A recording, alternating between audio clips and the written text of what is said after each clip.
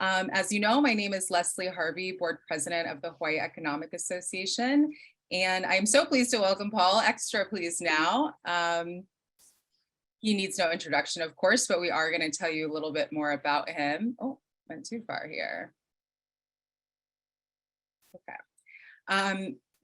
Today, we're going to be talking about workplace and workforce structural changes. HEA members, you are invited to participate in our Q&A by using the Q&A function at the bottom of the Zoom screen. Everybody should have access to that. Q&A is strictly a member benefit, and if it's something you're interested in, HEA membership is only $40 per the year. More information at hawaiieconomicassociation.com/join. Event resources, including slides and the event recording, will be provided after this event. At the end of today's webinar, please take a moment to let us know how we did via the feedback form. We'll share the link with you at the end, and attendees will also receive the link by email. Now to begin, I'm going to turn it over to Paul, but right after this proper quick intro. Paul Brewbaker is the principal of TZ Economics, a Hawaii consultancy. His background in research on the Hawaii economy and in financial risk analytics stems from a 25-year affiliation with Bank of Hawaii, including as its chief economist. He's a graduate of Stanford University, did graduate work at the University of Wisconsin, and received his Ph.D. in economics from the University of Hawaii. Over the years, he has also lectured in economic theory, international and financial economics, and is a member of numerous economic associations, including this one. Paul, welcome. So glad that you're here. Turn it over to you. And stop sharing.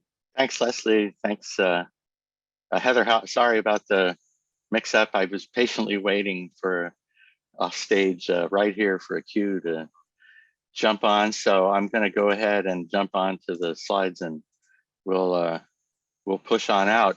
Just to let you know, my unofficial compilation of the survey weighted average of 4.02 days in the office or in a conventional workplace in 2019, and a weighted average of 3.32 days in conventional workplaces in 2023. That's slightly more remote work than we observe in the general population pre-pandemic, and I would say at or very near what we see post-pandemic, which means the audience is the smart kids, because that's who are able to work away from home, and those who are in industries that enable it. I'm going to try to push through a few other pandemic legacies, so that the title here is a little different because I decided to widen the scope, and that means we're going to run out of time. And so later, Leslie is going to tell you we'll have extra time for Q&A, even though we'll officially cut things off at an official cutoff time, whatever that happens to be. And I'm just going to start powering. So this is kind of the list. Leslie and I started out talking about number 5, which is kind of this is the third anniversary of, well, I'll tell you what, it's the third anniversary of Beth Geisting from the Center for Budget Priorities, and I, on a panel discussion at the Hilton Hawaiian Village for a big health conference at the Hilton, and they wanted us to talk about Bernie Sanders' health plan and Senator Warren's, because nobody thought former Vice President Biden was a contender. This is January 2020 now, and at the last minute, I mean, like a week before that, I heard about COVID, and I thought, this is it. So I completely changed my slideshow. Jen will tell you a story.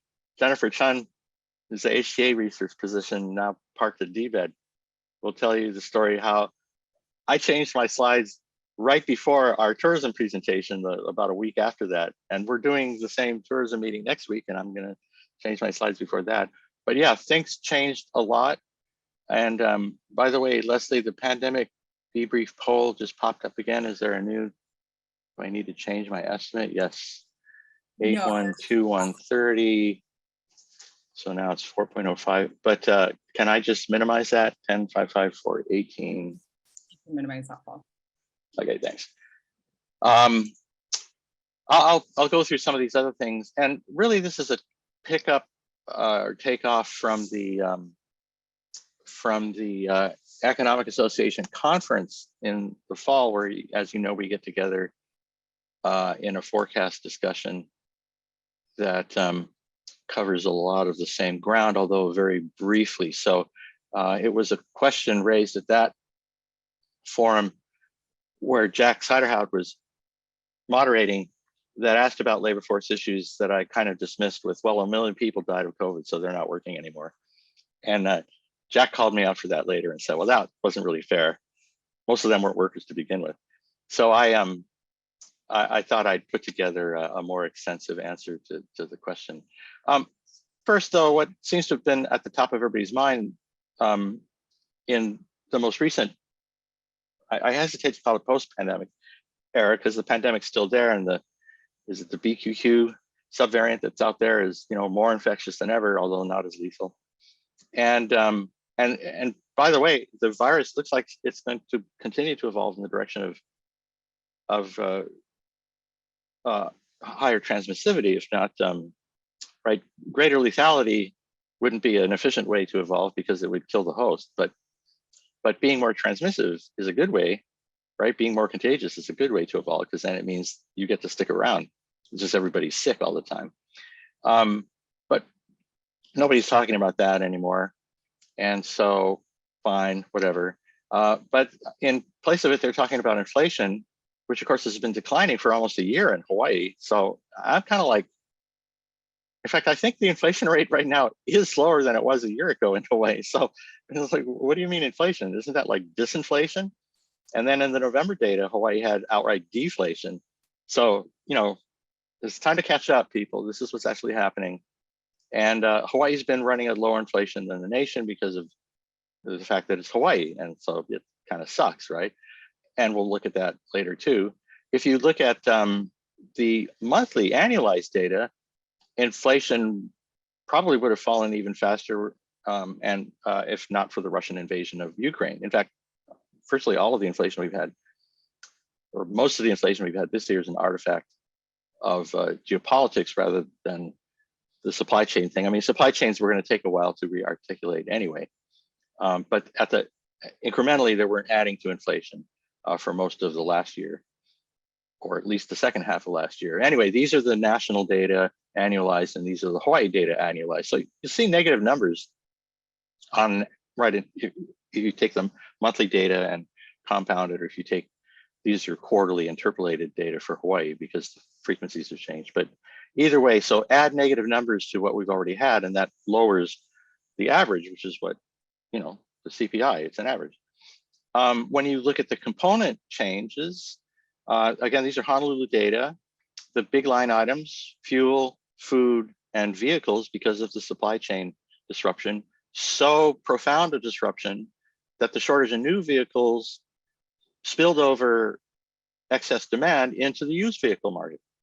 And until last year, I didn't even know used vehicles were in the CPI. So there you go, learn something new.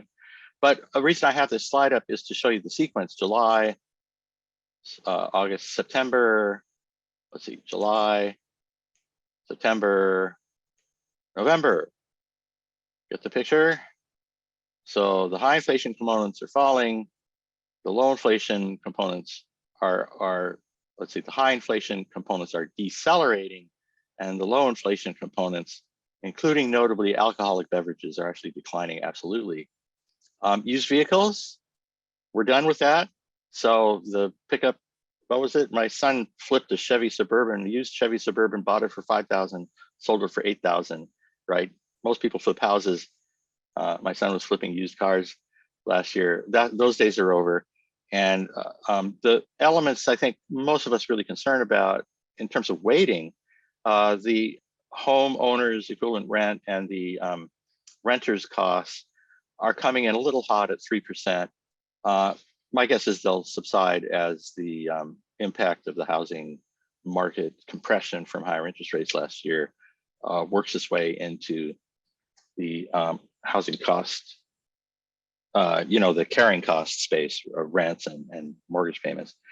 If you decompose the Honolulu CPI in terms of core and headline contributions to inflation. So what I've done here is I've re-indexed each component to March of 2021.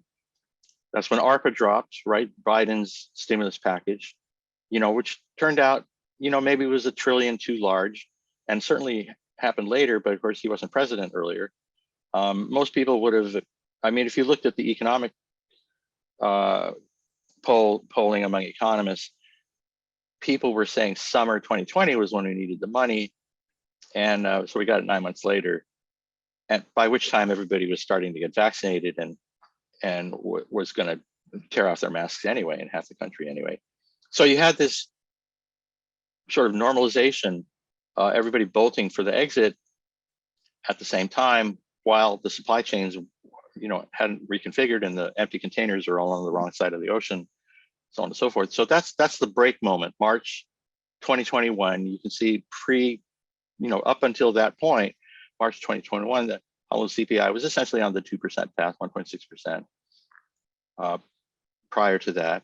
And then, so I've re-indexed to 100. So 105 would be a 5% cumulative increase, right? 110 would be a 10% cumulative increase, but on an annualized basis, it's essentially a 6% annual inflation rate. It's about where we're at now, 5.8.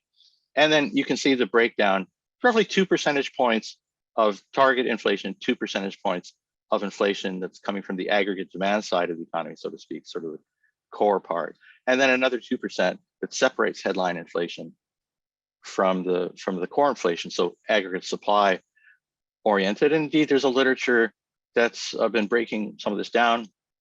You can go to the Federal Reserve Bank of San Francisco website, and they've got a cool page that here's yesterday's update. So they disaggregate the supply portion from the demand portion, and then an ambiguous portion in between. It started out about 60-40 and demand as opposed to supply in the immediate aftermath of the 3 fiscal stimuli, the CARES Consolidated Appropriations Act in December 2020, and then ARPA, a total of $5 trillion in stimulus. So it's migrated to about 50-50. So about half of it's still in the supply chain.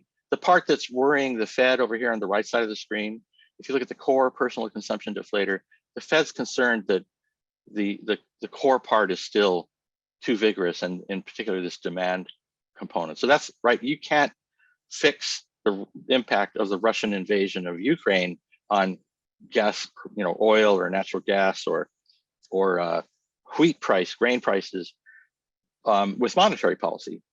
You can't fix monetary policy doesn't fix the supply side problems, but it does weigh heavily on investment demand and demand for consumer durables and categories, asset classes like housing.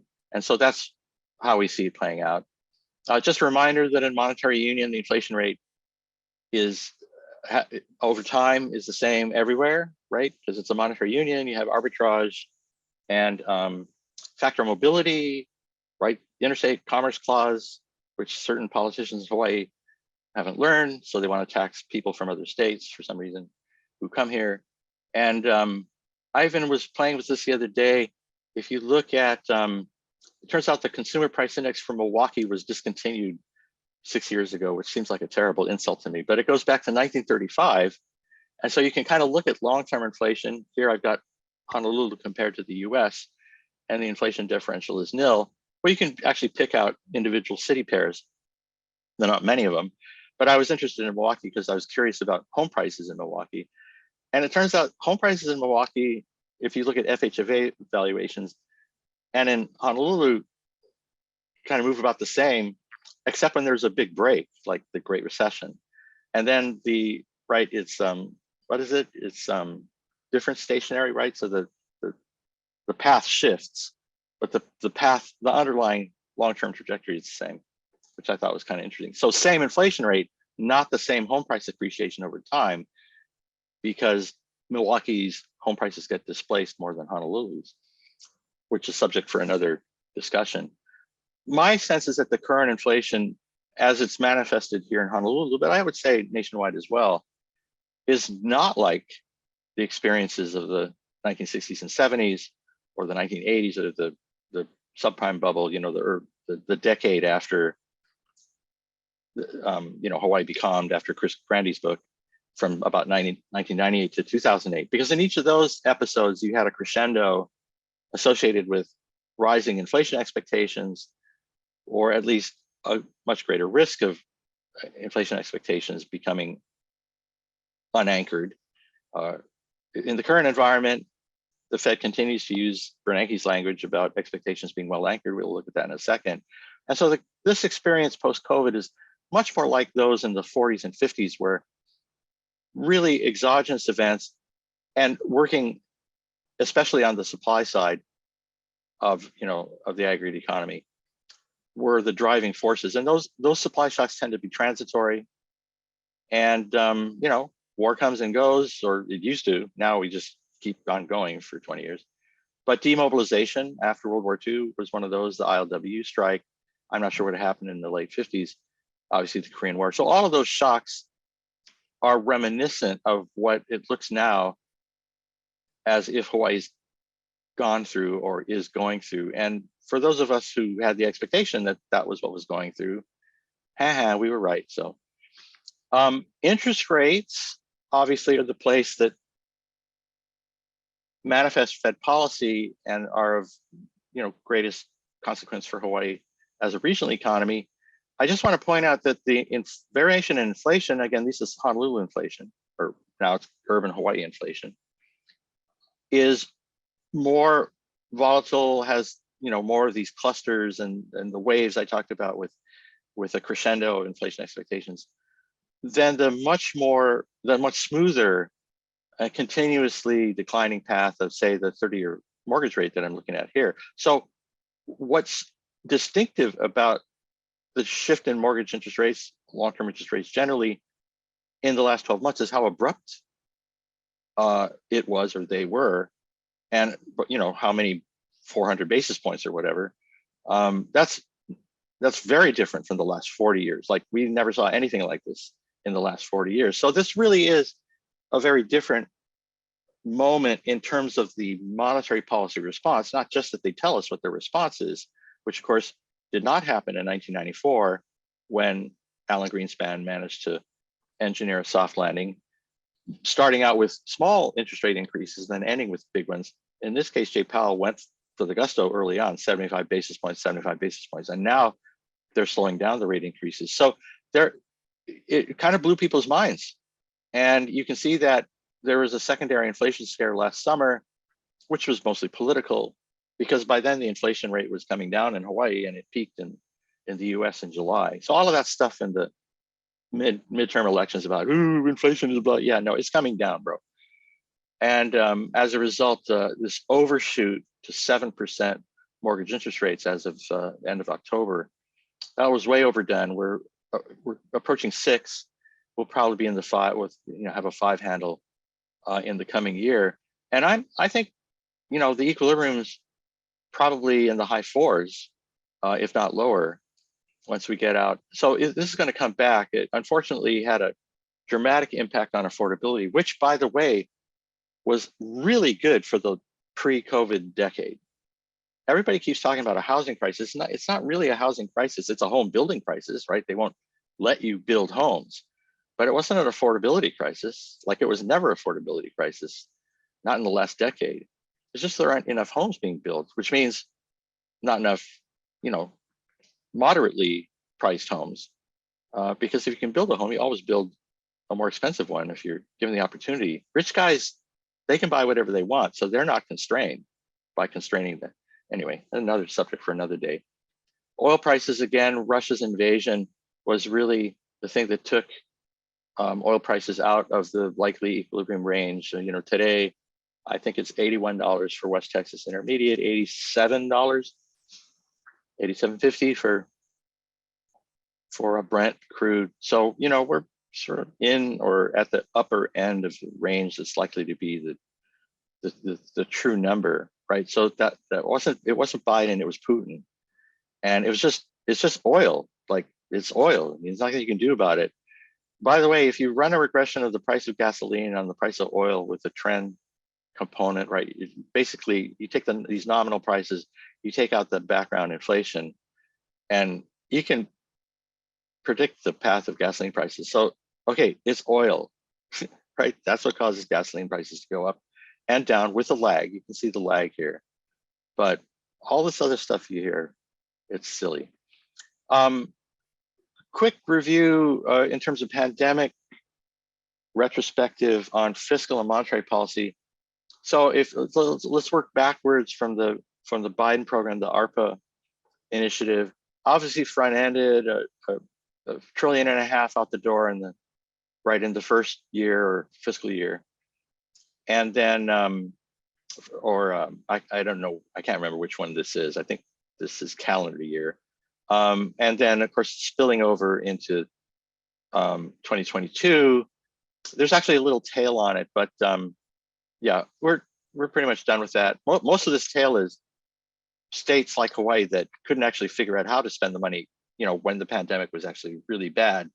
And now they're all, ooh, look, we got a bunch of surplus. You have to be too stupid to spend the money when you had it. If you look at the composition of the Biden program, it was very much oriented towards households and then supporting state and local government finances. And at that stage, right, at the late stage of the fiscal impulse, you're more likely to see consumption coming out of it, and we did with a vengeance, which outstripped global supply. And as I say, state and local governments are still figuring out how to spend some of that money, or at least one state and some local governments around here. But contrast that with the composition of this is sort of topping off the tank, the CAA at the end of 2020. And if you look at the composition, topping off the Paycheck Protection Program was the number one priority of the Trump administration, which kind of makes sense, because if you look at the composition of the CARES Act, it was heavily oriented towards supporting businesses as opposed to individuals. And state and local governments came in the third tier of recipients. So it turns out that in sort of from a debrief standpoint, right, if you had a choice between giving the money to companies and giving the money to individuals, does it make a difference? Turns out it does make a difference for a couple of reasons that we teach in undergraduate econ. By the way, the way this shows up if you're doing the macro analytics is it shows up in transfers. So these are Hawaii transfer payments in the personal income accounts. And so, I can remember Carl Bonham and Peter Fulecki talking about this at the time, like, look, personal income's not falling.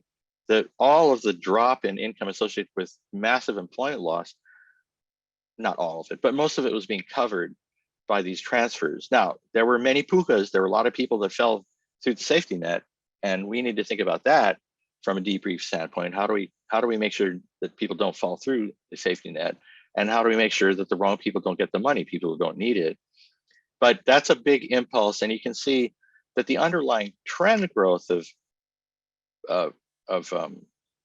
transfers, because there's it's dominated by Medicare and Social Security. It was about 4% in the pre-pandemic era, down from 6% or 7% in the Bush Junior era. Well, going back to how does the stimulus get deployed? If you look at the composition of CARES monies, sorry, I can never figure out how do you get that Zoom banner to get off your screen at the top.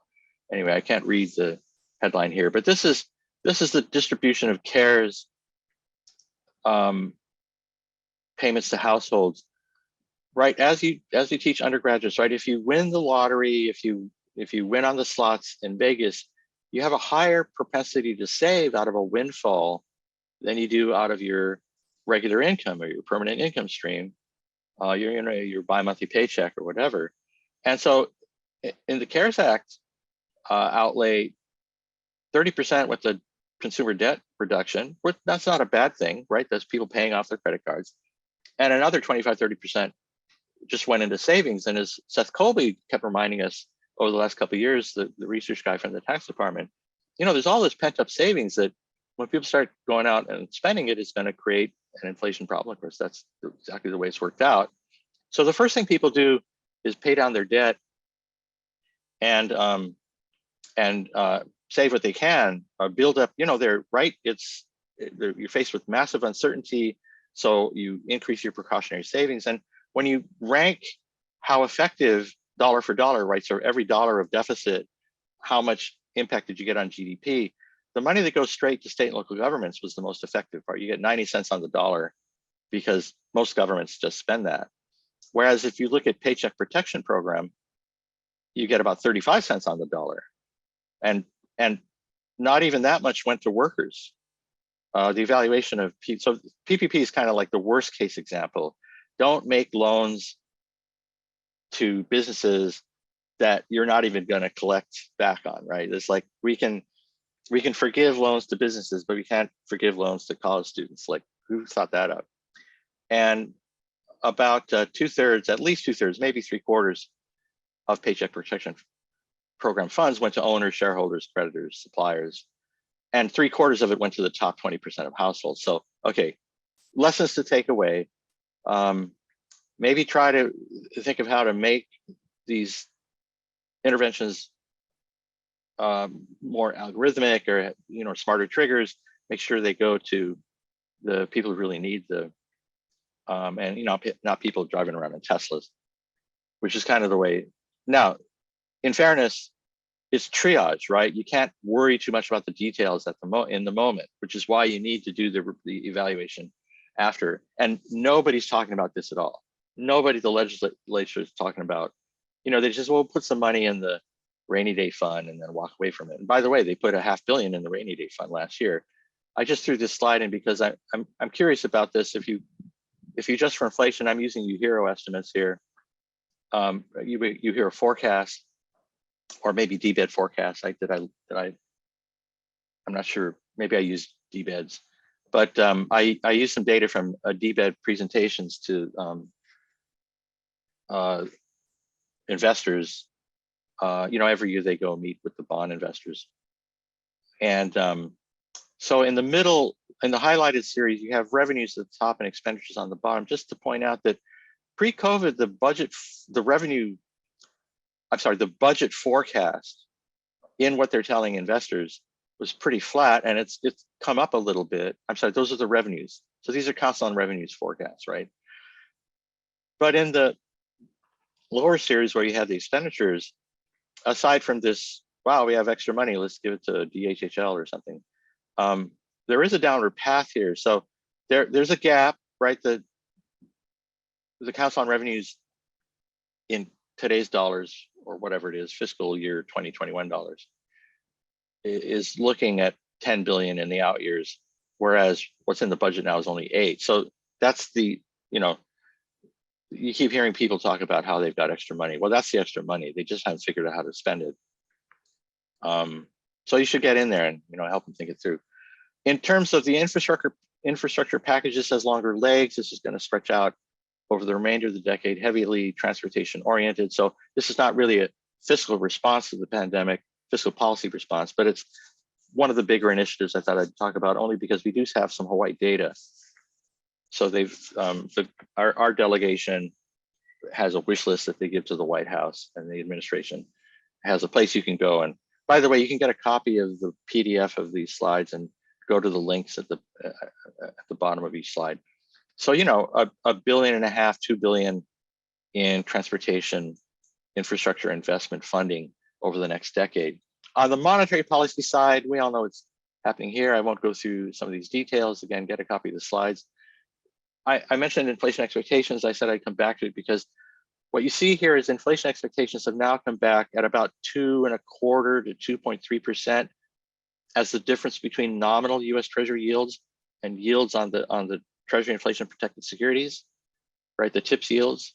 So nominal minus real interest rates gives you an implied inflation forecast on the 5 to 30 year horizon of 2.25% to 2.3%. And importantly, the term structure of expected inflation has normalized. So the panic here towards the end of 2021, coming into 2022 about inflation, right? The concern that inflation expectations might not be well anchored comes from the fact that the 5-year forecast was going up over 3 to 3.5%.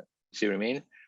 The 30-year forecast was staying, implied forecast was staying down in the territory where it's been for a while. The Fed policy is credible, and 2.25% over 30-year horizon seems plausible. But it was that inversion of the term structure that is a reflection of the perception of risk in the near term. And so that's normalized. And in addition, there's probably a 25 basis point inflation risk premium embedded in this differential, or something like that. It's small, but it could be as much as a quarter percentage point, which would mean that the actual expectation is precisely the Fed's goal of 2%. So we're very, very close to what the Fed's shooting for. And as I mentioned, they're telling us what they're doing. So they tell us they're allowing 95 billion of securities to mature off their balance sheet every month. And that's showing up now in the balance sheet shrinkage and the deep pool of liquidity. That's the counterpart of uncertainty, right? Confidence is liquidity. Lack of confidence, you need to supply the liquidity, which the Fed has done twice now in large amounts after the collapse of Lehman Brothers, and then more recently onset of the pandemic. In addition, the composition, this is kind of interesting. The composition is dramatically shifting towards the use of reverse repos, which are basically short-term loans, overnight loans, but they're reverse repurchase agreements. They're not technically loans, to replace commercial bank reserve deposits as a backstop funding source. So that's kind of interesting from an operational standpoint. That'll we're in a different world now. And props to the guy who thought that up. He's a guy I met at the NABE meetings about 10 years ago. There's an actual guy who came up with that idea at the Fed. The Fed's forecast, published in December, likely continues to be operative in the meeting they'll have next week. Well, where January is usually an opportunity to restate or evolve their longer term commitments. So be looking for that. And sorry, I have pop-ups on my screen. Did you guys just see something disappear? Okay, the overnight rate is expected to get to or slightly exceed 5% by FOMC participants by the end of this year. I tend to be on the low side of that, but that's fine. That's in the neighborhood. And you can see how quickly it's unfolded and how rapidly the long end of the yield curve, in fact, it's inverted now, right? Because the 10 years probably at 350 today, and the 2 years probably at, I'm going to say 230. So maybe, or 220. So I don't know. I'm sorry, 430 or 420. So maybe a 70 basis point inversion, a 2 to 10 spread. But again, those are all in reverse now. And just as we saw the overshooting on the mortgage rate. So we're headed in a good direction. The composition is another pandemic legacy issue. The composition of demand coming out of the pandemic recession is almost as important as the sheer magnitudes of consumption, because it was heavily oriented towards goods rather than services, which continue to be, the latter, even though they're larger, continue to be below the pre-pandemic trajectory, right? But that compositional shift was important because there wasn't a corresponding increase in factories in China, not to mention factories that were actually opening or wherever these goods are produced. So the particular character of the inflation, when it finally emerged in the presence of fiscal stimulus enhanced demand, was aggravated by these compositional effects. Goods demand outstrip the global capacity of goods production. And when you look at the Fed's own objective, which is the PCE deflator measure of inflation rather than the CPI measures we were looking at, you can see how much higher the core rate is relative to the goal. Then, right, we talked about 50-50 sort of in the CPI numbers. This looks much like 70-30, right? 70% of the problem is in the core. And that's why the Fed is going to continue to maintain its vigorous approach and rhetoric through the remainder of this year, even though they're tapering towards a conclusion of their tightening, I would say, within this year. Now, high interest rates, even though Japan is starting to they removed the cap on the 10-year government bond yield. The Bank of Japan has started beginning to move sort of last among the advanced economy central banks towards a tighter posture. But at 130 yen per dollar, you can see that history tells us that Japanese expenditure, were the Japanese actually to begin showing up in large numbers, would be at the low end of the historical spectrum. And of course, at 130 yen per dollar, Hawaii's not a cheap place to travel to. So that part of our recovery continues to be impaired. I just want to make one more comment about inflation here. Corporate profits, non-financial corporate profits, as a percent of value added, increased 50% since COVID started. Okay, so that's crazy. So when people say something's going on with corporate profits, there's something going on with corporate profits. You know what I mean? It's not everything in the supermarket, not every food price was affected by the collapse of the Ukrainian wheat harvest or whatever, by the avian flu sweeping across chicken farms across America or whatever the story is. But everything in the grocery store went up, including at Whole Foods, by the way.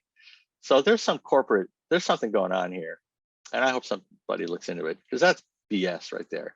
50% increase. You go from 12 cents per dollar of value added in corporate profits to 17 cents. Okay, yeah, whatever. All right, which brings us to the topic that Leslie was actually hoping I'd talk about. Our labor market is messed up in Hawaii for two reasons. One is it's Hawaii, so we're just messed up.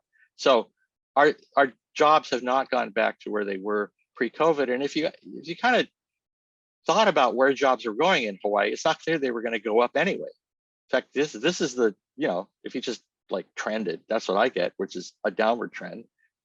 Now, we did experience these phenomena the last couple of years, the Great Resignation, the surge in openings relative. So they're, relative to the number of persons out there that are, labor force participation. So that's a real thing. And we are in Hawaii, our beverage curve shifted out, right? So there's 2 job openings for every person looking for a job in Hawaii, for every unemployed person. Let me say that again. There's 2 jobs open for every unemployed person. Okay, so try harder. That's the new post-COVID normal. I don't think we're going back.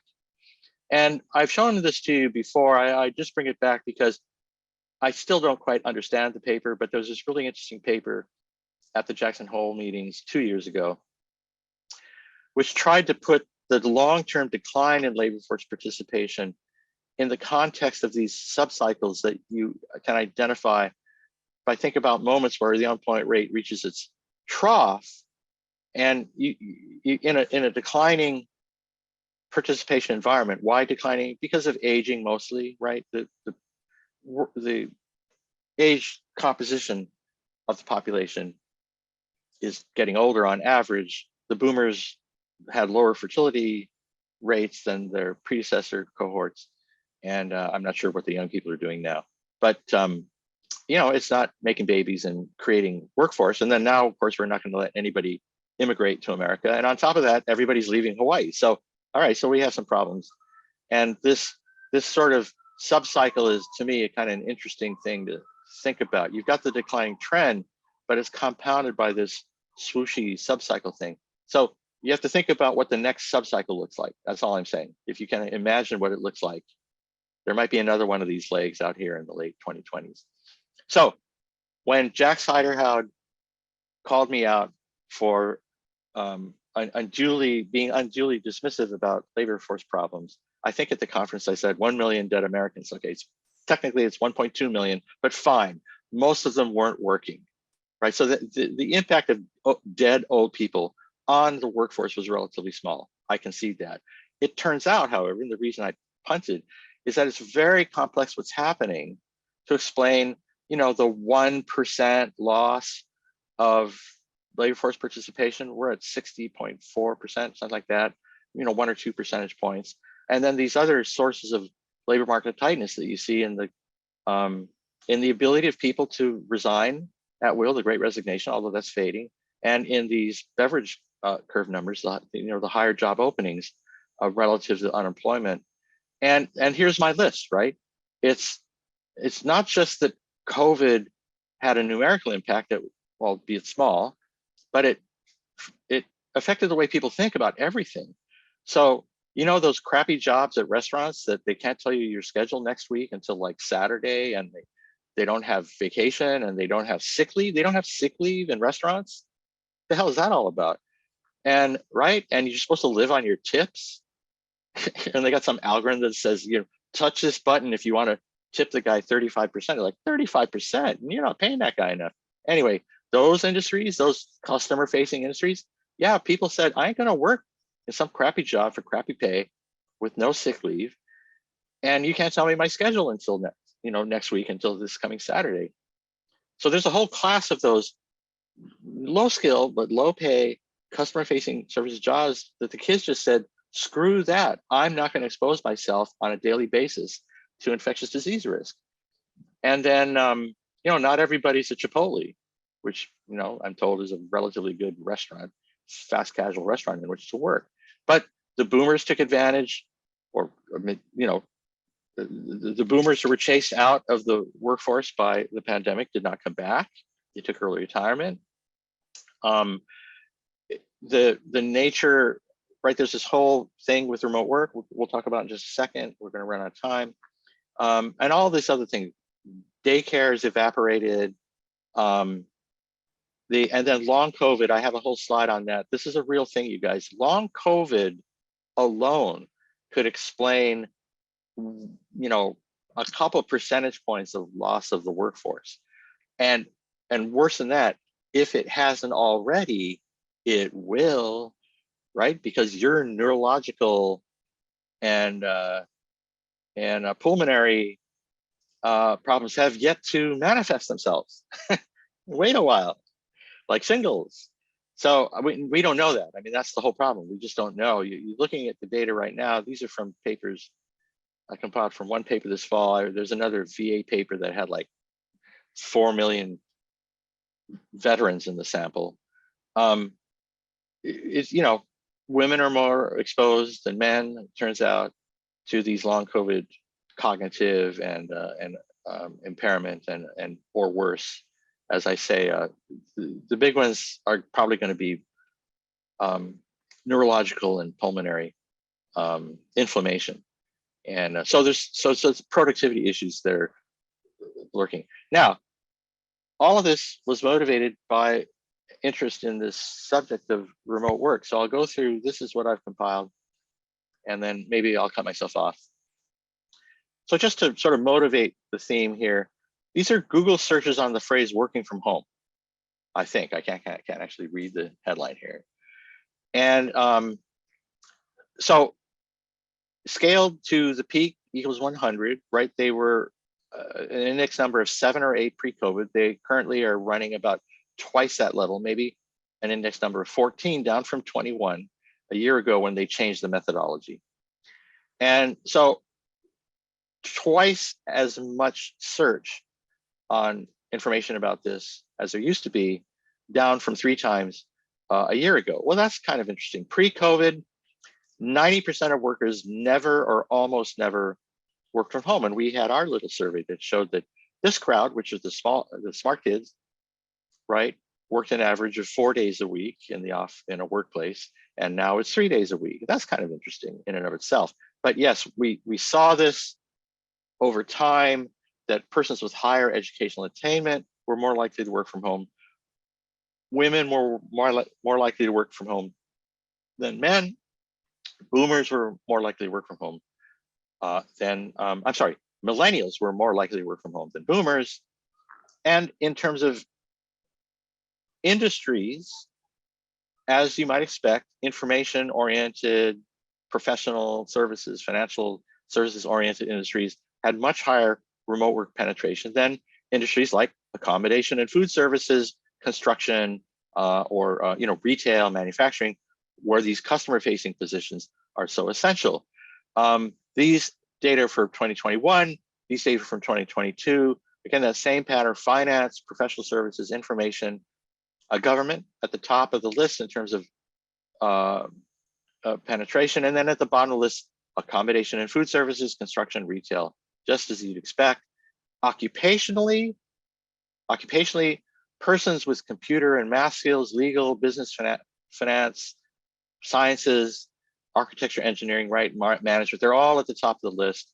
And farming, food preparation, building, maintenance, and construction are all, on the workplace, in the workplace occupations. Hawaii as a state has about average or slightly higher average results in terms of establishments that increase telework. Yeah, you see that? But below average, although still kind of interesting, increases in numbers of establishments in which all of the workers teleworked. These surveys have been going on for a while. They're hard to interpret. I'll just focus on the fall 2022 survey, where the survey actually asked what proportion of how many adults, what was the question? Households where somebody teleworked or worked from home. And that number is 20%. So that's kind of the number. And you remember we were just looking earlier, US pre-COVID surveys where it was about 10%, less than 5% full-time, another 5% part-time. Now it's coming in about 20%. The language is different. Don't worry about how the questions were asked. 20% is kind of the Hawaii number right now. And that's looking stable. That's the other thing that's really interesting. So in terms of implications, again, this from the American Community Survey, you see a doubling of the proportion of respondents who say they work from home. I think this is a full-time number. I'm not sure. One of the problems here is the definitions vary. Telework's not the same as remote work. Working from home, not the same as remote work. But here's an interesting pattern. About 3 minutes of average commute time disappeared out of 30 minutes. That's like a 10% reduction in commute time. And I would say in terms of teleworking that this is really a L shape. This is kind of a step function, but we'll see. These are 2021 data. And again, these are Hawaii data. We also can infer this from GPS smartphone mobility data. And again, the pattern of hysteresis, right, where a change once thought temporary turns out to be permanent is really striking here. In the immediate shelter in place response to the onset of the pre-vaccination phase, 50% of people, 50% of the time that, I'm sorry, let's say that again. The amount of time your smartphone spent in your workplace declined by 50%. That's what that says. And now it's 30%, but more significantly, it just hasn't changed now. It's stuck there at 30%. By the way, Google stopped publishing these data in October. I'm so sad. So we're gonna have to find another data set.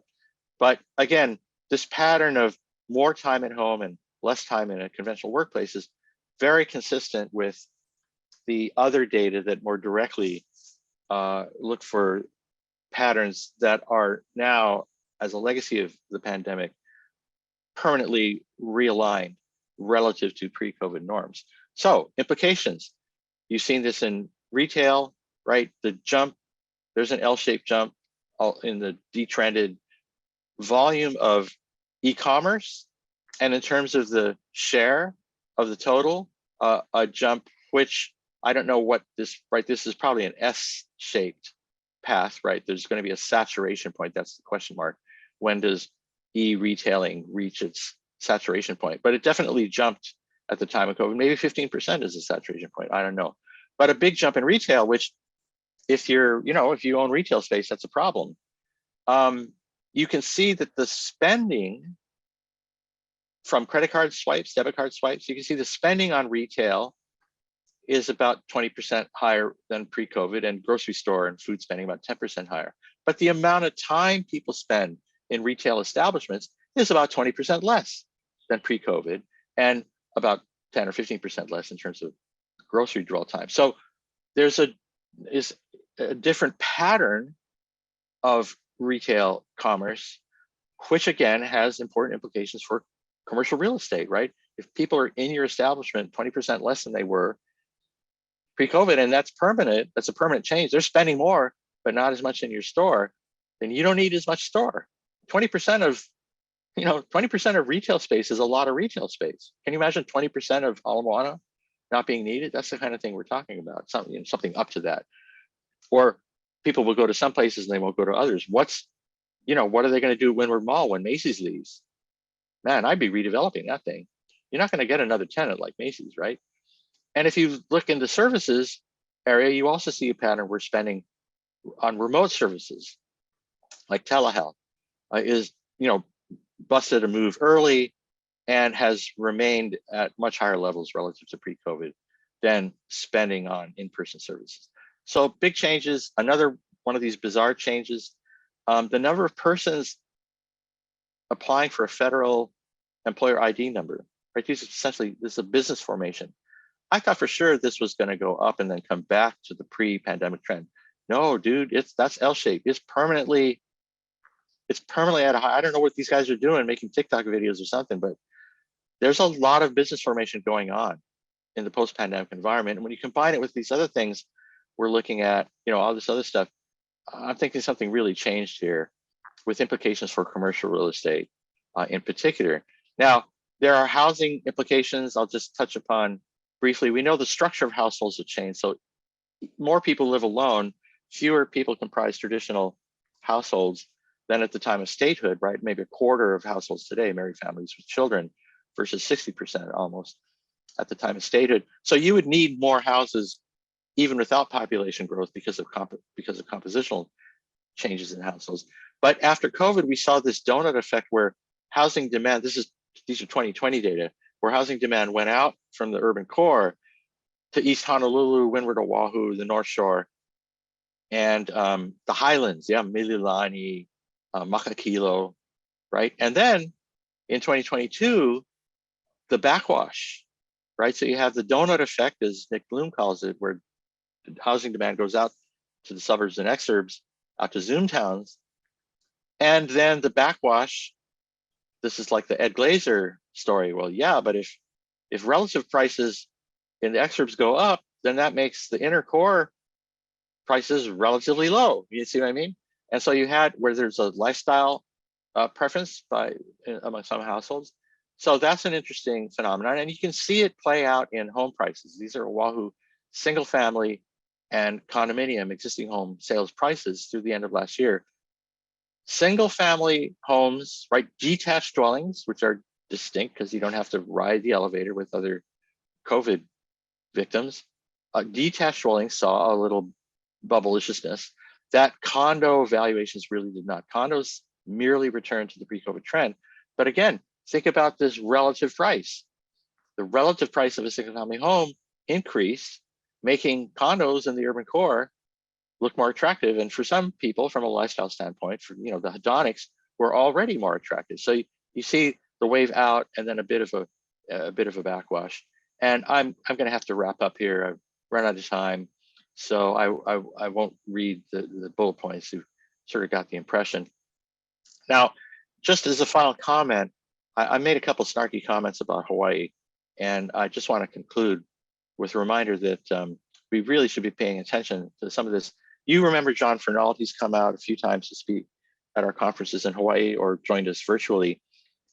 He points out that productivity growth remains a problem, but it does seem as if remote work was associated with more productivity growth than anybody expected. And other people have even more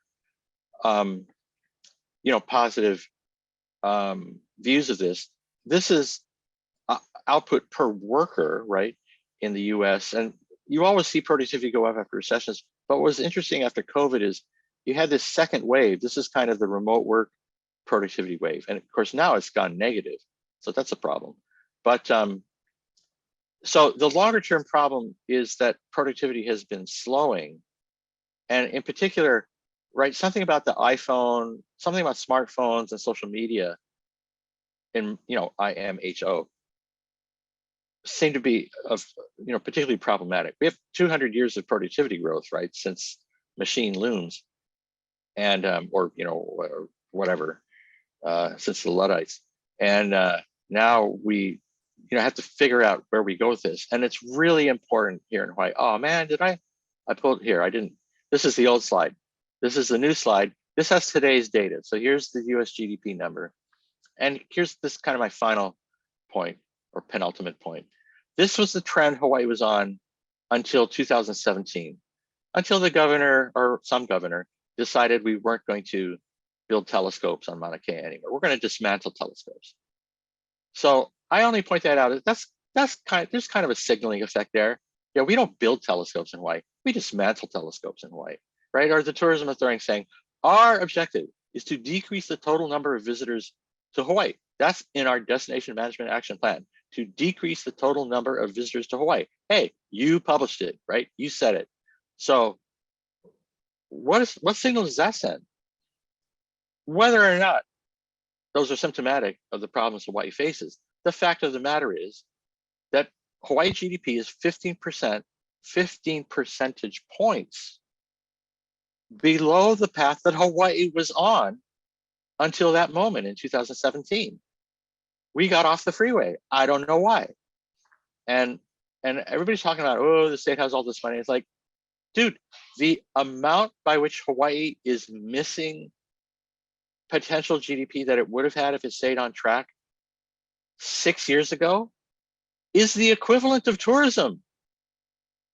This 15 percentage points, that's roughly tourism size in the economy. Like, you would need another tourism right now in Hawaii to get back to where we would have been if you just stayed on track.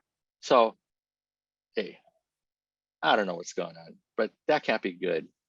And I'll end there. You can check this out another time. But we used to make more money in Hawaii than they did across the country, and that ain't true anymore. So good luck, you guys. You're on your own. Thank you, Paul. Wow, what an ending. We do have a lot of questions, and I already promised to follow up on written questions. We're going to cut and paste some of these since I won't get to all of them. But Leslie, I think you were going to stage manage the questions you thought were of most interest. Because we did get a bit of a late start, I'm going to close it down for the folks who need to go, but Paul is going to stay on a little bit longer. So we do want to get to those questions, and we can just chat some more for those people who would like to stay. To the people who have to go, thank you so much for tuning in today. Thank you, Paul. Sorry about that miscommunication. Yeah, no, sorry about the late start, you guys. I should have said something. Thanks also to Heather Walters, who's facilitating much of the behind the scenes coordination. And thanks to our returning attendees and those attendees who are joining us for the first time. This year, we have a great lineup of virtual, hybrid, and in-person events. We may even roll out an economics trivia pauhana, so stay tuned for that. In the meantime, mark your calendars for our February 9th virtual webinar event, 3 years since COVID, what have we learned, featuring Dr. Ruben Juarez. And please don't forget to complete the feedback form. Let me get that up here. All right, feedback form, and that's going to be dropped in the chat as well. As you know, we strive to make our events relevant and beneficial, and we certainly hope you found that to be the case today. For those folks that are going, thank you so much for tuning in. And for those that want to stay, let's get to the Q&A. All right. We have a question from our board director, Laren. Recently, a NABE survey and Wall Street Journal survey showed remote work opportunities were declining. Do you think this is a net positive or net negative for local workers? And what about for local employers? So I referred to, what could be the number 20% are working remotely or at home or in hybrid arrangements. And hybrid is at least half. I would imagine. In surveys of places like San Francisco Bay Area, the number is closer to 40%. When you listen to people like Nick Bloom talk about it, globally, or at least in the national context, Hawaii's probably at the low end of the low-ish end of the range, right? The really low end would be Mississippi. And structure of the regional economy matters. And a part of the issue is that the structure of the Hawaii economy is less intensive in the kinds of industry or economic activities that are capable of taking advantage of whatever benefits there may be in remote work. And remember, the only benefit to the employer, other than a more satisfied workforce, is productivity, right? There's no reason to do it. When you look at this literature, and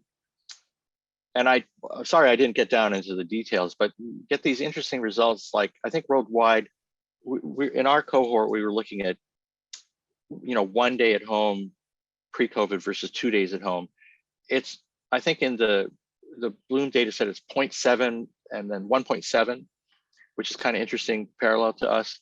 And that people reveal their willingness to accept up to a 5% or 7% reduction, I can't remember, something in that range, in their pay in order to acquire an additional day of working from home.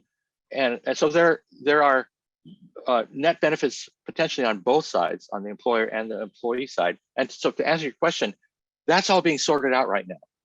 So we're past the phrase where you have to work from home.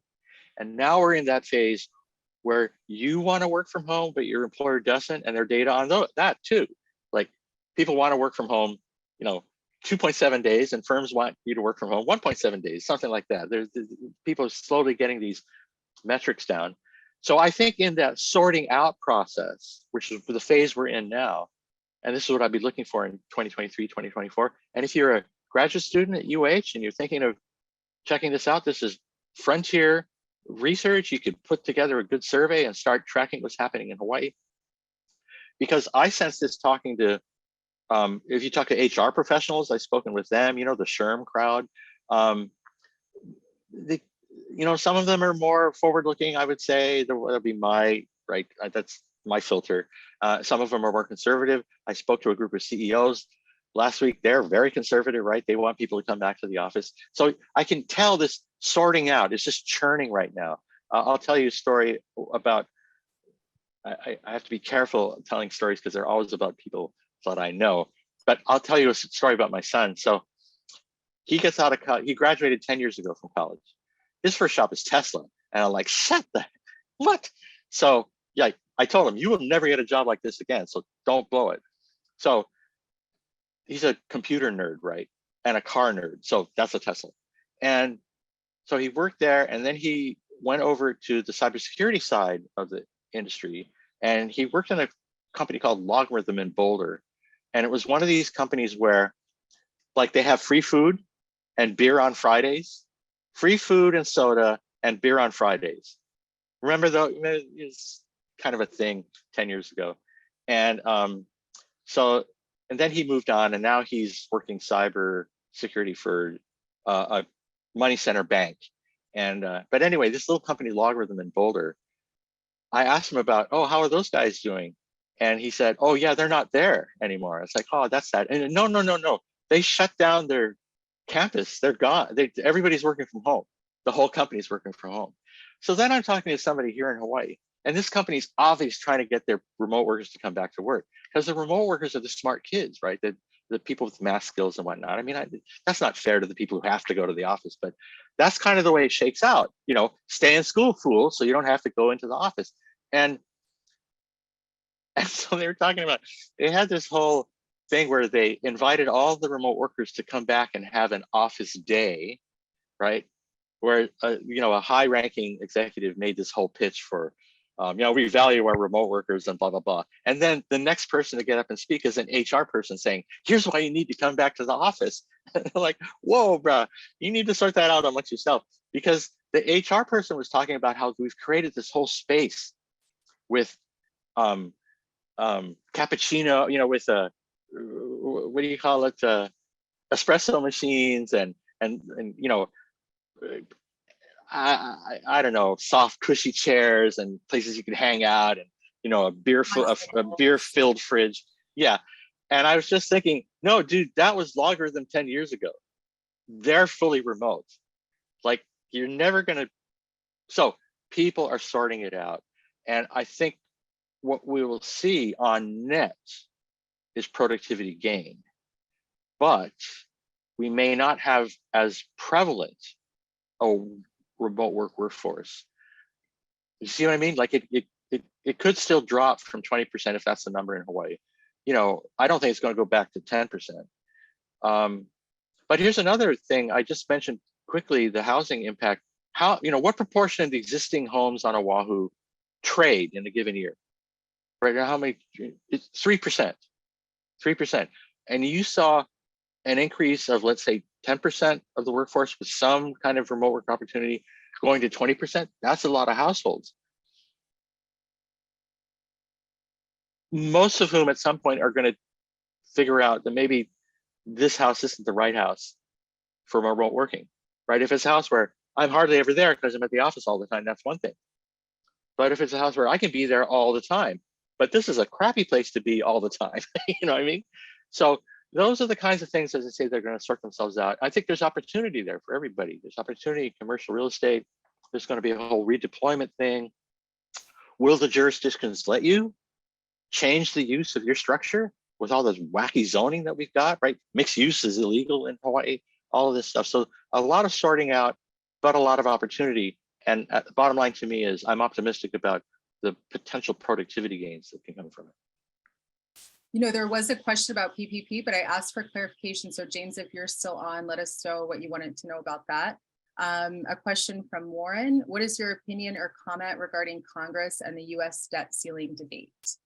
On PPP, I'll just refer you to David Otter's working paper on the NBER website from 1 year ago, January 2022, about 10 authors, really good paper on PPP. So, and the moral of the story is, we need to design our fiscal policy responses in advance so we don't have to make it up on the fly. Because PPP was kind of the egregious example of everybody running around like chickens with their heads cuts off. Again, I'm not supposed to do that. I do this all the time. My wife's a banker, so she was spending like 2 months making these loans, right? Bankers were all working on PPP loans. And then they were kind of like, you look at the aftermath, it's kind of meh, So there's a better way. And if you read the paper, it costs between $170,000 and $240,000 per job year to preserve a job. Well, you could have just paid those guys $170,000 to $240,000 a year, and they would have made more money than they did keeping their existing job on average. So those are the kind of lessons to take away. And that's why I wish we were having that conversation in the ledge and in the Congress for the next time. Now, in terms of the Congress and the debt ceiling, first of all, the debt ceiling, I'm not even sure why we have a debt ceiling, but it gets raised every time. And the only thing that's happening right now is, all those Tea Party jerks from 10 years ago, they've been reincarnated, and that's who's in the Congress right now. And so, I got to be careful about the language, but what kind of storm it's going to be. And you can just go look back at 2011, I think it was, 2011, and the train wreck in the financial markets and the stock market. I mean, it's just ridiculous for nothing. That's what we're going to do this year. And I have no hope in that at all. It's going to be when the government shuts down, when the train wreck appears, when the bond market collapses, when the AAA, or I don't even know what the US Treasury securities are rated right now, but when they're downgraded, oh yeah, that happened in 2011. Then maybe people will wise up and stop electing these morons back in office. But yeah, I don't know why we have a debt ceiling. What's the point of it if we're just going to raise it? I mean, everybody can see what the number is. So what exactly does a ceiling do? It's kind of like, ooh, we have an urban boundary. Whatever, you just move the urban boundary. Ooh, we have zoning. Yeah, but you just make an exemption for a 400-foot building in a 2-story walk-up neighborhood. So if you're going to do that anyway, why do we even have a height limit? You know what I mean? It's stuff like that. Why do we have a boundary? Why do we have a cap? Why do we have a ceiling? We like the way things sound, to have a ceiling that says there's some limit, but we just keep pushing it back because that's not what we actually do.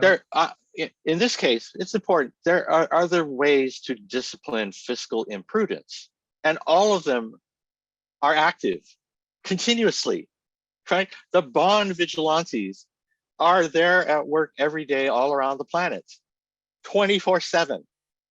trading US Treasury securities and arbitraging every other sovereign and corporate security off that yield curve. So as my, Mexican soccer coach used to say, don't F around. You know what I mean? That's where we're headed. That's going to happen in the next couple months. Here's the interesting one, Paul. Are there any statistics on people leaving their positions because they were not offered a remote work option? Well, there is some reporting, anecdotal reporting about, Schadenfreude on the one hand, and then people who have regrets on the other. So anyway, it's complicated, and 2023 is not 2021. Let's just say that. 2021, when everybody who had an opportunity realized it was a real thing and you could bust a move and find something. This is not that year. And obviously the low-hanging fruit of opportunity were all harvested in the first few rounds of moves. And I showed you, if you look at the JOLTS data, right, you can see that curvature where the openings went up and you can see where the quits went up. And so it was just like in the detached dwelling, single family home market. There was kind of a moment where everybody said, I need to live in a different house, or I don't have to commute anymore, so I can go live wherever. But that's when I say things, some of these things are L-shaped is because there's a L-shaped change. It's permanent. The behavior responds, and then you're done. And then so you're in the new normal, and it's at the tail end of whatever. That's always true, right? With the housing bubbles and everything else. It's all the guys at the tail end. They're like, the old surfing expression, dude, you should have been here yesterday. You know what I mean? That's kind of where we're at right now. I'd be very careful. Although there is more opportunity than ever, and it will persist for remote work. And it's another dimension of this I don't think has fully been realized, which is transcendence of geographic proximity. I think we're just scratching the surface on that. With a client in a group where our biggest problem is coordinating East Coast, West Coast, and Hawaii participants. And I know, my neighbor and an old friend of mine works with teams in India, and my friend is in Wisconsin. She's in like northern Wisconsin, like Maga, Wisconsin, and her crew is all in India. Wow. So we used to hear a little about that, but I think there's more of that now. And some of it's not efficient. In our case, the team I'm working with, it's just the fact that certain skills, right, lined up. But in the old days, you didn't have that opportunity at all. And then even when you did, you know what I mean? It's like the old working from home, you mean shirking from home, right? There was a stigma attached to it. And thankfully that's gone. But I go back to my point earlier. It's really, we're in the sorting out phase, and we'll just have to see how it sorts out. There are important benefits to proximity in terms of collaboration and so on. And so that's what's being sorted out, right? Density is proximity, proximity is mobility. We'll see where that goes. Yeah, and Zoom, obviously everybody's very familiar with Zoom at this point, whereas maybe 3.5 years ago, nobody had heard of it. I told Leslie this story. I'll remind her again. It's exactly what happened in March 2020. I was working with Sierra, who used to be intern. The intern at HEA. She's at Cornell now.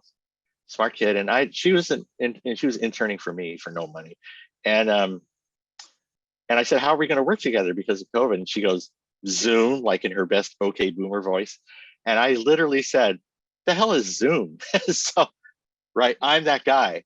I'm working it out. So yes.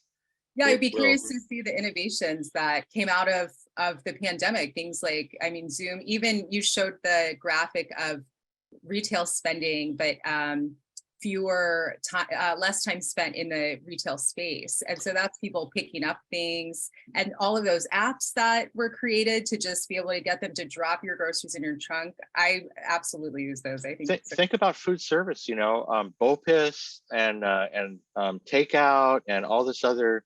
I haven't been in Target for 3 years. I haven't been in or for maybe 2 years. I haven't been in 2.5. I haven't been in, I was that guy in the senior line waiting to get into the store at 6 in the morning for toilet paper at Target. Yeah, I'll never do that again.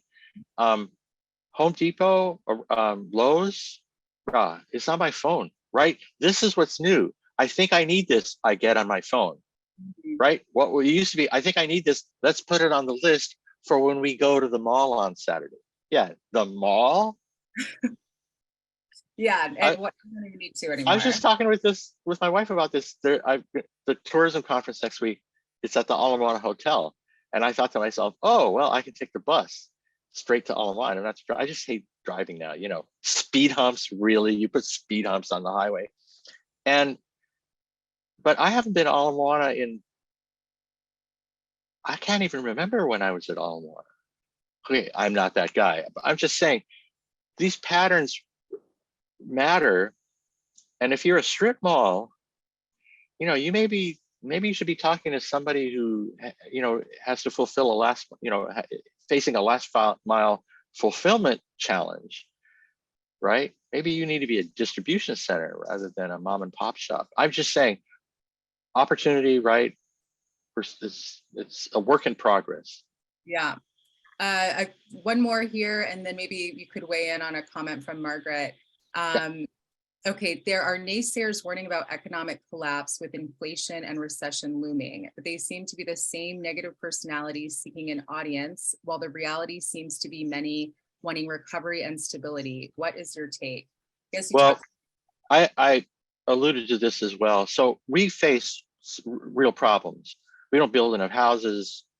We're in this I called it, I learned this word from my dad, and I used to use it in 4th grade for, remember Hangman?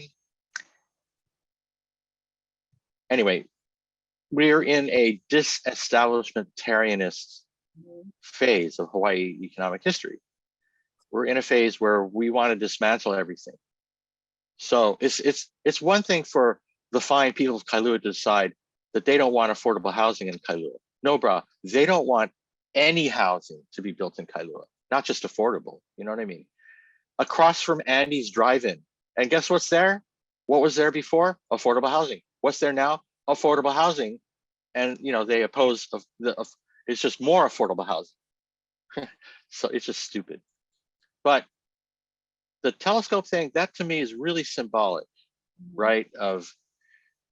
It's one thing to say we're going to find a path that's sensitive to cultural issues and figure out how to engage in the modern economy in a way that respects the Polynesian tradition of voyaging through the space-time continuum to the moment after the Big Bang as an extension of voyaging across the Pacific Ocean. That's what we did. This is how we do it now. We do it with computers. And instead, we're talking about straight up dismantling, right? So it's that deconstruction. We've gone beyond Jim Mack and Frank Haas and even John Knox for a while, and I have been working on sort of these destination management. No, bro, people are beyond destination management. They're talking about destination deinstitutionalization, dismantling. And that's a real problem. But that's not, the question was about the issues that are, you know, in the headlines or right in the 24-hour news cycle. To me, that's why I kind of emphasize inflation so much. I get inflation is, you know, I'm pissed too. But first of all, inflation's falling. It's just straight up going down. And the consumer price index itself is falling, which means inflation is actually negative. I mean, if it were continue, but why wouldn't it? And it's going to balance out at 2%. So we're way past the point where this should be of concern, where we need to move on to the next set of issues. I feel, I mean, reasonably that we can pay attention to other things because we did what needed to be. The Fed did and is doing, and we all are on the same page. But no, to listen to some people, they're still talking about that stuff. Now, that in and of itself is not that unusual. So if you go back and look at the Great Recession, the end of the subprime bubble, the deep trough and the extended beat down, certainly in the housing market, people were always like a year or two behind. Just an anecdote. When did the recession end? June 2009, right? The Great Recession. When did it end? June 2009. That's the official NBER date. May or June 2009, the old Honolulu Advertiser asked me to write an op-ed. And so it was published in June. I think I wrote it in the end of May. And the thesis was, the recession is almost over. Okay. And then turned out it was. A year later, now the Star Advertiser, the same guys, they call me up. Hey, can you write a follow-up? So yeah, June 2010. So I write a piece, an op-ed, and the thesis is, the recovery is almost over. Okay. Sunday, here's the newspaper. I get the newspaper, and the article and the header, the subhead is, the recession is almost over. Like, wait, that's what I wrote last year. So Monday morning, I call them up. What's the guy's name? And I can't remember names. What the hell is his name? Nice guy. I've worked with I know all these guys. I try to help them out when I can. And I get an email, and it said, I complained. I said, last year I wrote an op-ed for you guys that said the recession almost over. And this year I said the recovery, we're nearing the end of the recovery. Like, that's when you punch through and you start moving out on the new expansion. And you said, again, the recession is almost over. And the answer I got was, our readership is not ready to hear that yet. I always remember those words. Our readership is not ready to hear that yet. So to go back to this question, there's, screaming and gnashing of teeth and pulling out of hair going on all the time on issues. And there's a large part of the populace, and often for good reason, legitimate concerns, that are getting dragged along into that vortex. Personally, I think social media has made it worse. And it's increased the number of vortices, if you will, that are spinning like tops out of control. And where the actual problems are not getting the focus they need. And that's why I had that last slide, just look at GDP. Forget about the details. Just, we're going off the rails in Hawaii. People have been leaving Hawaii for 6 or 7 years, consecutive years. I mean, as far as we know, the data will be revised this spring. And this is not West Virginia, where the coal industry shut down. This is Hawaii, where people it's actually nice here, and people are pretty cool. And, there's enough stuff to do if you be allowed to do it in many cases. But the point is, why are we going down unless it's self-inflicted? And that to me is the core issue. You bring up a good point with just the proliferation of sharing information, whether it's true or whether it's designed to kind of suck people in, because we know scary things really get people hooked. But what the GDP issue is interesting. It's shocking that hasn't really been examined. Why do you think that is, Paul? Why are we hearing more of that? That's pretty scary. You have to look at it again for a couple seconds to realize, oh my God, we just had an election and nobody talked about this. Wait, this happened before the pandemic. Yeah. This was happening for 2 years before the pandemic, and we weren't talking about it. And all we've done since the pandemic is get back on the dwindling, path we were on to begin with. Mm-hmm. So, it could be, I occasionally throw this out just as a provocation, but regional economies go through this. Hey, here's one. All of the neighbor islands went through this from the 1930s till the 1960s. For 40 years in the mid 20th century, neighbor island economies and neighbor island populations declined absolutely for 40 years. Nobody even remembers that because all those guys left, right? The guys who live there now, they didn't live there. They're the guys who moved in after. And so everybody asks, oh, we got too much growth. We can't, you know what? be careful what you wish for, because now that Hawaii's going down, it just means that however dog eat dog it was before, it's not going to get better. And when you look at that period, now people moved away from the neighbor islands, but they mostly moved to Honolulu in those days. And so you look at the post-war era from late 1940s to about 30 years to mid 1970s, mid 40s to mid 70s. And that was Hawaii's emerging market economy, what we call the emerging market economy experience, because it happens, it's been happening everywhere in post-colonial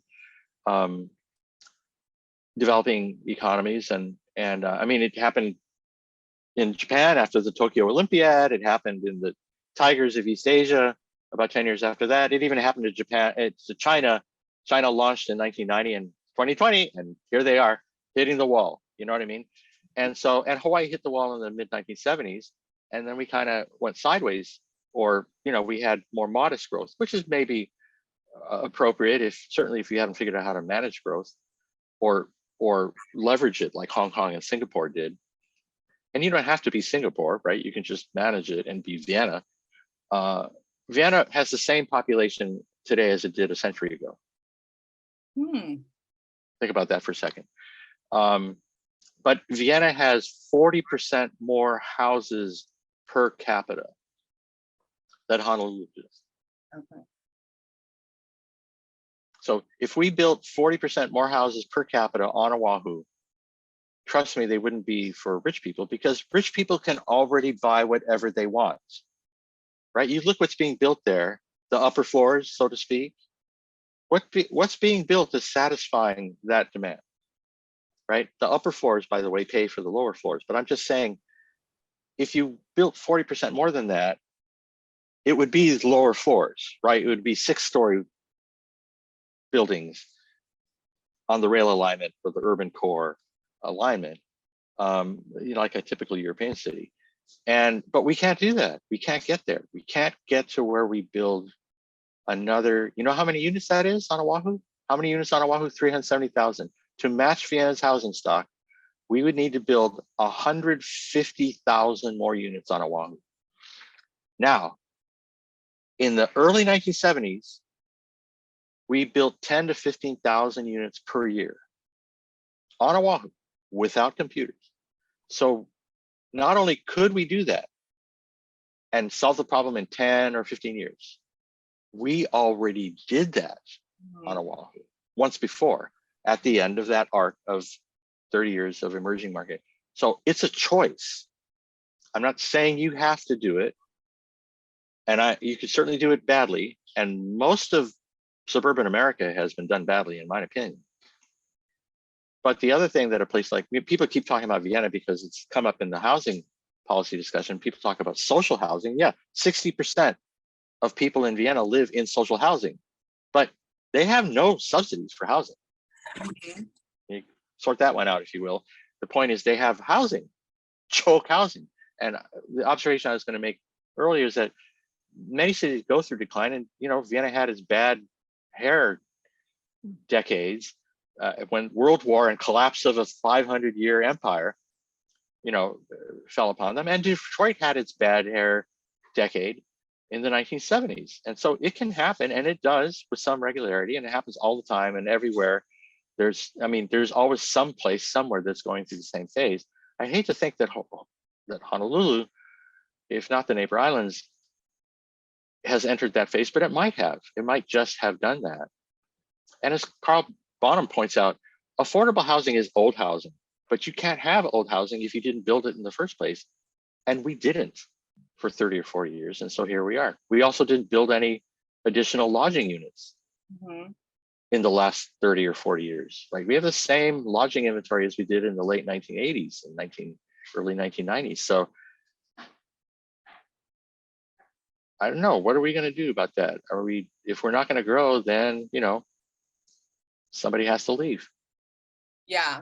Well, I think that sounds like a topic we could spend hours on. So maybe we'll have somebody come in for another webinar on that. And you actually inadvertently answered the last question that was there. What is affordable housing? So it's old housing, Margaret. So that's great, Paul. I think that's a good one to go out on. Any final words before we shut it down? No, I just think entering this new year, we're sort of the shadow of the pandemic is still upon us. You know, biologically, Dr. Juarez is going to talk about that, Professor Juarez, a little bit. He's more in the health economics domain, and so he'll know more about that. And it will continue to be a problem, but it's important for us to be shifting attention. While cognizant, let's not take advantage of what we could and should learn to change the way we do things or set things up so the responses are automatic in the future. But we have really big strategic challenges to face in Hawaii and issues to sort out. Some of them are opportunistic. I think the nature of the workplace and where we work and how we work is a real opportunity. But I think that we're unduly constrained to engage in economic activity in Hawaii because of a variety of barriers that might have been erected with good intentions, but collectively are really throttling the economy. And that's why I make a snarky comment about speed humps, because I just put one in here outside my house. There's an overpass 1 block away from the speed hump they put in. So I'm sorry, that's just ridiculous. A pedestrian overpass has been there since 1965. And when we're doing that kind of crazy stuff, you know we have a problem. So let's get focused. Yeah. All right. Well, thank you for that, Paul. Thanks for that closing. This has been a really great program today. But thank you, everyone who stayed on. We still have more than 20 people here, so appreciate the interest and staying on for this conversation. Paul, have a great rest of your week. We really Thanks, appreciate Leslie. time. Sure, and we'll see everybody next time. Thank you. Happy New Year. Aloha.